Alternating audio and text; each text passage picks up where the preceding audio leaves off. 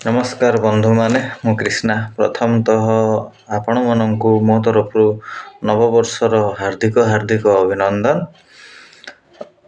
आज पुणी थरे आउ एक नुआ मूवीर रिव्यू करवा। आशा करे मोर मूवी रिव्यू आपण मानंकु भलो लागुथिबो।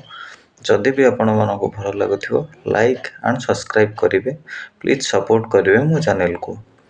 तो आज हमें डिस्कस करवा 21 मूवीर रिव्यू को। भाई धर्मेंद्र एक्टिंग देखिकी तो बहुत भल लगे मूवी रे। एटा गोटे बायोपिक जोटा कि आमर अरुण क्षेत्रपाल जी कि आमर 21 वर्ष आर्मी की सर्व करिकी परमवीर चक्र को सदगति होते ऊपर बेस मूवी। एक्टिंग तो बहुत मस्त अच्छी फिल्म रो, किंतु डायरेक्शन मत टिके कहीं के जाने भल लगिला नहीं। कारण प्रथम हाफ रे आपण मानंकु देखैबो जे अरुण सर केमिति तांकर लाइफ बितौथिले, केमिति तांकर ट्रेनिंग चलथिला, केमिति कोन होउथिला तांकर लव लाइफ, पुणी थरे तांकर ट्रेनिंग, पुणी थरे तांकर लव लाइफ। एटा ही प्रथम हाफ टा ही पळौछि। सेकंड हाफ टा टिके ठीक लागिला वार टा।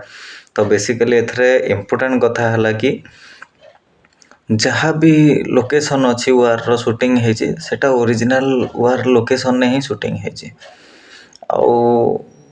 अरुण क्षेत्रपाल स्टोरी जेहेतु तो भल लगे मस्ट वाच गोटे थर जातु। आउ सॉन्ग तो बहुत भल लगे, दीटा खंडे सॉन्ग अच्छी बहुत भल लगे।